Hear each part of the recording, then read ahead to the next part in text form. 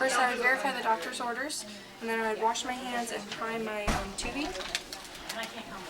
Okay, make sure it's unclamped. Use sterile water, which would also be sterile at the start. Okay, I'm going to use 3 milliliters. Okay, when that's done, go ahead and clamp it back.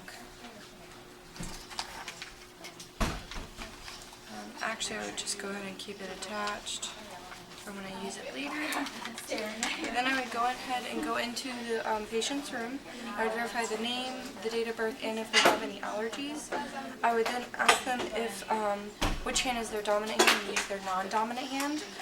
I would go ahead and try to select a vein after washing my hands. I would find one that's bouncy, resilient, and soft, and then make sure they have no pain in that area and they haven't had like a mastectomy on that side. So now that I found one that I like, I'm going to go ahead and put on my gloves.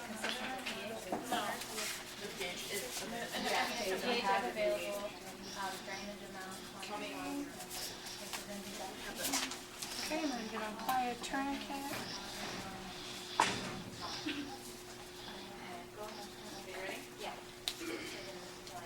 These are large gloves.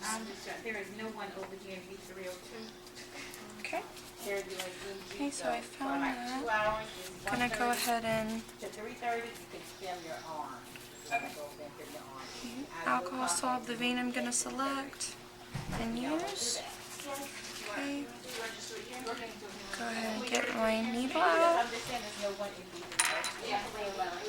Alright, so I would go in, bevel up at 15 degrees. Okay, look for flashback and then drop it to 10. Push it all the way in. Okay. I'm going to take my needle out, put it in the sharps container, and pop the tourniquet. Okay. And I'm going to go ahead and touch my tubing.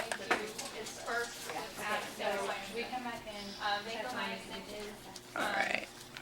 I would unclamp it and aspirate, look for blood, and then go ahead and again 3 more milliliters. 1, 2, and 3. And then clamp it. I would actually clamp it while I'm pushing that last milliliter slowly. Then I'll go ahead and put a Tegaderm on them over the site so I can still see it, but it's of course covering it.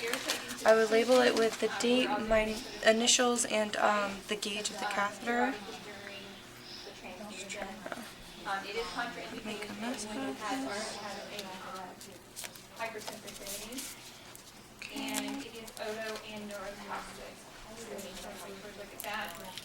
Okay, so I would have that labeled, and then I would just go ahead and pull this around and tape the remaining bit.